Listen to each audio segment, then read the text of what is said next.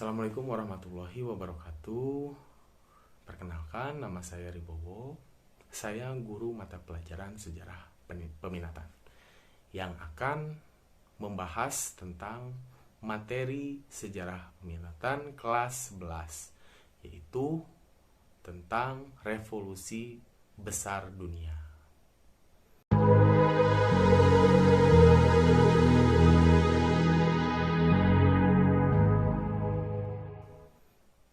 Banyak sekali revolusi besar yang ada di dunia. Di antaranya ada revolusi Amerika, revolusi Prancis, revolusi industri, revolusi Cina, revolusi Turki, dan lain sebagainya. Nah, yang akan kita bahas yaitu tentang revolusi Perancis. Sebelum kita membahas tentang revolusi Prancis, kita harus mengetahui apa yang dimaksud dengan revolusi itu sendiri. Revolusi adalah perubahan secara cepat. Sangat berbeda dengan evolusi. Kalau evolusi, perubahan secara lambat gitu. Nah, sebelum kita membahas tentang revolusi, kita harus tahu terlebih dahulu kondisi sosial masyarakat Prancis sebelum berevolusi. Nah, ternyata kondisi sosial masyarakat Prancis sebelum revolusi itu terbagi menjadi 3 golongan. Yang pertama itu ada kaum bangsawan dan raja. Terus yang kedua ada pendeta. Terus yang ketiga itu ada kaum borjuis dan rakyat jelata. Nah, sebelum ke sana kita juga harus mengetahui apa? Mengetahui raja yang ada di sana. Ternyata raja yang ada di sana itu memiliki kekuasaan yang sewenang-wenang atau absolut. Absolutisme artinya kekuasaan yang sewenang-wenang. Siapa raja Prancis itu? Raja Prancis itu adalah Raja Louis. Dari Raja Louis I sampai dengan Raja Louis XIX. Dan ternyata seluruh raja ini memang bersikap sewenang-wenang, yang ditandai dengan apa? Pembuatan buku oleh Nicolas Machiavelli. Nicolas Machiavelli yang judul bukunya itu adalah I Principle. I Principle adalah prinsip saya. Artinya apa? Tidak ada undang-undang yang membatasi kesewenangan seorang raja. Maka dari itu rakyat itu tidak ada sama sekali yang berani melawan gitu, karena memang di situ sudah jelas bahwasanya raja itu absolut, jadi memiliki kekuasaan yang sangat tinggi gitu dan sewenang-wenang. Nah, yang paling terkenal itu ada Raja Louis XIV. Nah, Raja Louis XIV ini adalah seorang raja yang membuat sebuah istana yang sangat megah gitu. Tetapi istana tersebut tidak dinikmati oleh siapa? Tidak dinikmati oleh rakyatnya gitu. Tetapi dinikmati oleh keluarga raja itu sendiri dan para istrinya gitu. Sehingga apa? Sehingga mengalami kekosongan kas negara gitu. Dan terus kemudian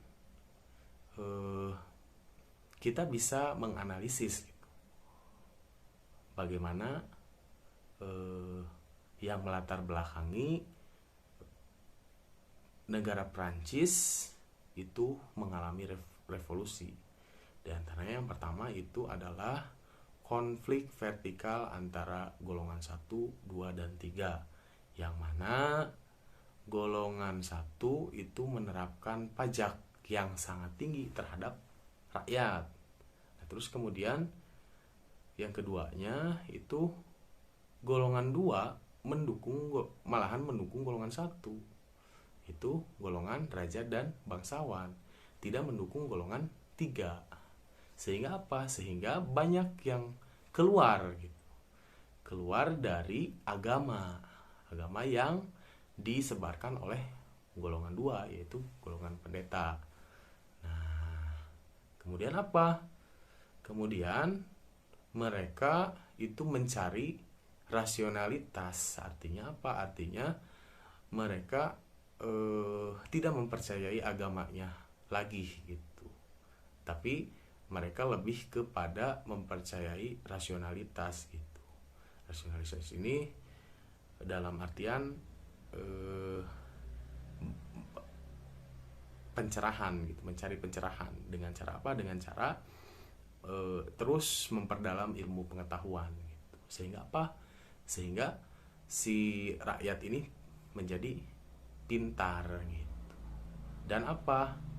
Dan nanti akan menyebabkan revolusi gitu.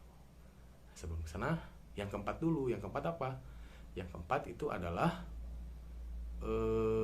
ternyata rakyat itu sangat menderita gitu. Rakyat sangat menderita karena apa? Karena pajak yang sangat tinggi. Sehingga apa? Sehingga rakyat banyak yang kelaparan dan banyak yang meninggal. Karena apa? Karena tidak memiliki uang, tidak memiliki bahan sandang, pangan, dan papan gitu. Karena apa? Karena pajaknya itu yang terlalu tinggi gitu. Nah, sehingga banyak rakyat yang mati kelaparan. Raja Louis XVI ini membuat penjara Bastille. Penjara Bastille untuk apa? Untuk menawan rakyat yang tidak patuh terhadap apa yang diatur oleh raja gitu. Apa yang diatur oleh raja. Sehingga apa? Sehingga banyak rakyat yang masuk penjara Bastille itu sendiri gitu. Nah, dengan adanya hal tersebut, maka dari itu masyarakat Prancis dikepalai oleh Napoleon Bonaparte untuk menyerang tentara Bastille. Terjadilah revolusi Prancis. Menyerang apa? Menyerang penjara Bastille. Menyerang penjara Bastille untuk apa? Untuk agar membebaskan para tahanan yang berada di penjara Bastille itu. Para tahanannya siapa saja? Para tahanannya yaitu tokoh-tokoh yang berpengaruh di masyarakat. Tokoh-tokoh yang berpengaruh di masyarakat, di antaranya ada siapa saja? Di antaranya ada Voltaire. Terus siapa lagi? Banyak sekali gitu kan, yang tokoh yang berpengaruh itu dimasuki ke penjara Bastille dan dibebaskan gitu. Dibebaskan oleh siapa? Oleh rakyat gitu, yang dipimpin oleh Napoleon Bonaparte. Sehingga penjara Bastille itu tahanannya keluar dan tahanannya pun ikut melakukan revolusi untuk menghancurkan siapa? Untuk menghancurkan istana Versailles juga. Dan terus kemudian Raja Louis XVI juga ada mempunyai istri. Istrinya itu adalah Maria Antoinette. Nah, Maria Antoinette juga sangat sangat berpengaruh sekali gitu terhadap revolusi Prancis ini. Karena apa? Karena Maria Antoinette ini adalah seorang istri yang sering berpoya-poya. Seorang istri yang sering berpoya-poya sehingga apa? Sehingga negara Perancis itu hancur gitu anggarannya gitu. Maksudnya anggarannya mengalami defisit anggaran. Nah, setelah itu kemudian rakyat beserta tadi pemimpinnya Napoleon Bonaparte menyerang dan menghukum mati Raja Louis XVI beserta istrinya. Menggunakan apa? Menggunakan alat yang bernama guillotine. Gitu. Nah, sebelum kematian Raja Louis XVI dan istrinya, ternyata masyarakat Perancis itu mempunyai semboyan yang tiga semboyan. Ada tiga semboyan. Apa sajakah? Yang pertama ada liberté, terus yang kedua ada égalité, dan yang ketiga ada fraternité. Liberté itu apa? Liberté itu adalah kebebasan yang ditandai dengan warna merah yang diterapkan di bendera atau sebagai simbol warna bendera Prancis itu ada merah, warna merah. Itu artinya apa? Artinya kebebasan. Terus kemudian ada libertà, égalité. Égalité apa? Persamaan. Ditandai dengan warna putih. Sama warna putih ini yang ada di bendera Prancis. Terus kemudian yang terakhir itu ada apa lagi? Yang terakhir ada fraternité. Fraternité itu apa? Persaudaraan.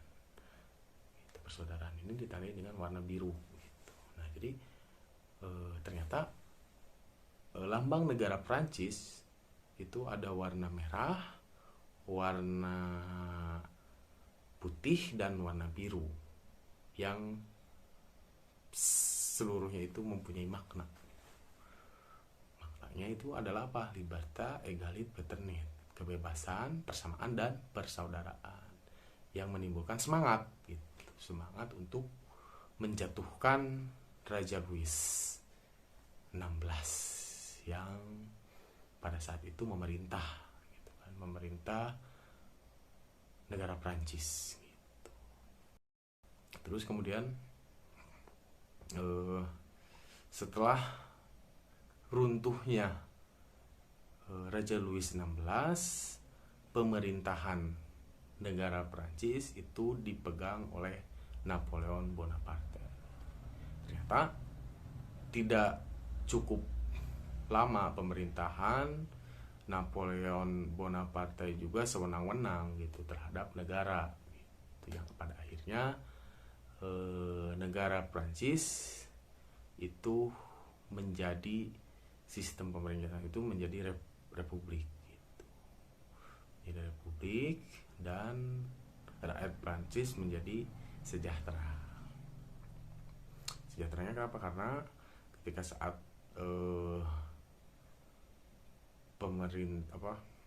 sistem pemerintahnya itu diganti gitu kan, yang asalnya kan sama Napoleon Bonaparte itu pemerintahan direktorat, itu menjadi republik.